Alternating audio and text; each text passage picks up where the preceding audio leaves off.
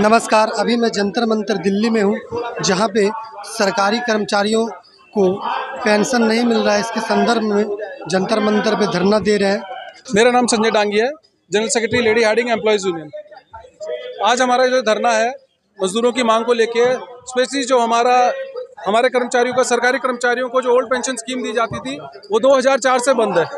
उसी को लेकर हम लोग ये धरने पे आए हैं। मैं नरेश कुमार त्यागी, मैं रिटायर्ड हूँ लेडी हार्डिंग से और एनपीएच का चेयरमैन हूँ, नेशनल हेल्थ अलायंस का।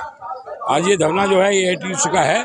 इसमें कई डिमांडें हैं हमारी जो हम यहाँ रख रहे हैं जंतर मंतर पर। उसके बाद हम गाजी मौलाना आज़ाद में वहाँ हमारा एक बहुत बड़ी मीटिंग है, उसमें हम रखेंगे।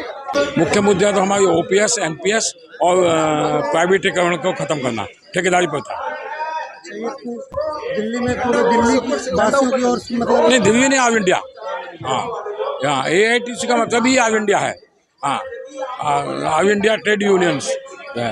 मजदूरों को, नए मजदूरों को जो पेंशन नहीं मिल रहा है, इसके लिए धरना दिया जा रहा है। क्या नाम है सर आपका? मेरा नाम एस नेगी है।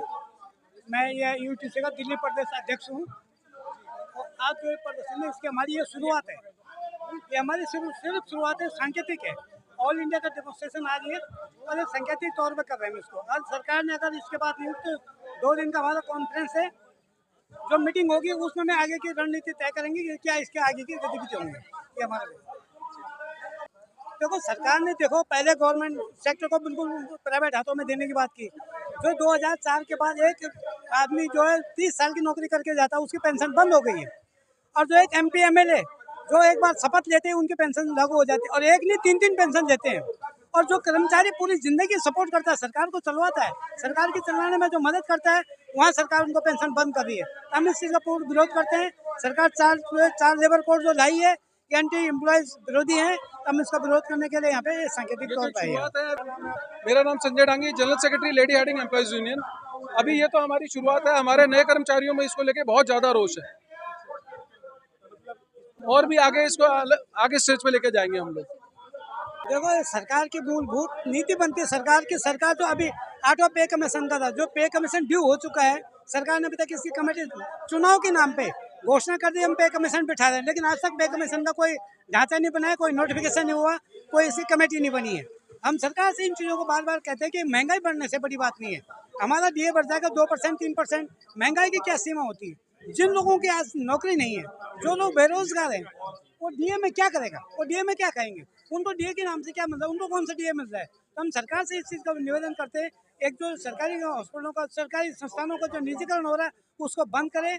सरकारी कर्मचारी यहाँ बोलते हैं कि गवर्नमेंट एम्प्लॉयज काम नहीं करता है, उसकी सुख सुविधाएं नहीं देखी जाती। सीट पे बैठा हुआ आदमी का उसका कंप्यूटर ऑन नहीं हो रहा है, बोला जाता है काम नहीं करता, लेकिन कंप्यूटर कौन प्रोवाइड कराएगा? लैब में टेस्ट के लिए मशीन खराब पड़ी हुई है, केमिकल पूरे नहीं है, उसको कौन देगा? जब तक वो नहीं देंगे तो बदनाम होता है एम्प्लॉयज़ की। एम्प्लॉयज़ काम नहीं करता है। एम्प्लॉयज़ 8 घंटे ड्यूटी करने आता है और 8 घंटे अपने सीट से हिल नहीं पाता है।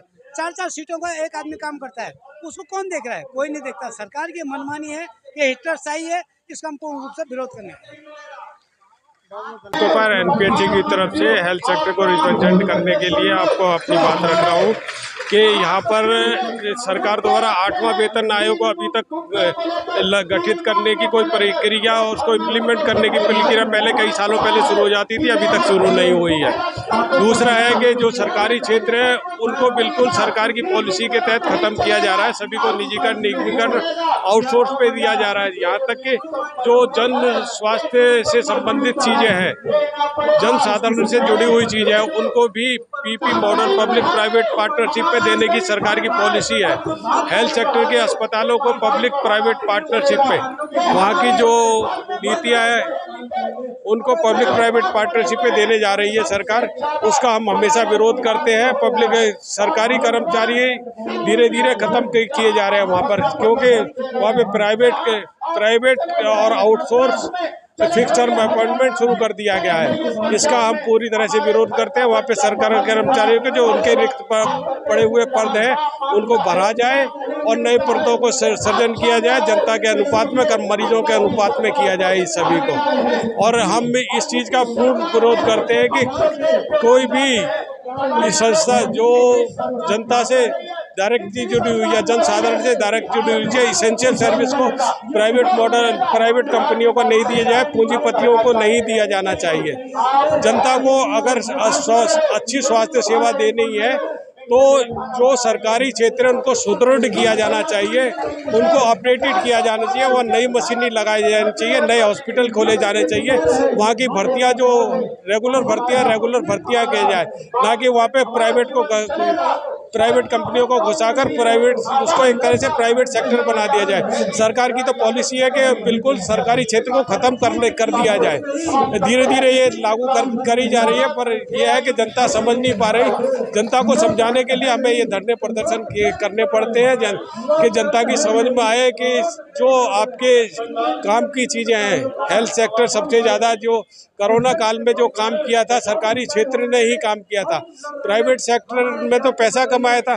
जो सेवा की सरकारी क्षेत्र में कितने ही कर्मचारी उस पीरियड में शहीद हुए, लेकिन जनता ने क्या दिया, सरकार ने जो उनको क्या दिया, कुछ नहीं, केवल वो उन्होंने अपना शहीद हुए, एक तरह से जैसे सैनिक शहीद होते हैं उसी तरह जनता की सेवा करते हुए स्वास्थ्य कर्मचारियों को भी शहादत देनी पड़ी, लेकिन जनता के हित में उन्होंने अपनी सेवा को नहीं छोड़ा। और ओल्ड पेंशन स्कीम की हमारी मांग है कि ओल्ड पेंशन लागू किया जाए और जो कॉन्ट्रैक्ट कर्मचारी हैं उनको पक्का किया जाए। ये हम सरकार से गुहार करते हैं कि जो सुप्रीम कोर्ट का ऑर्डर है, समान वेतन समान काम का समान वेतन दिया जाए।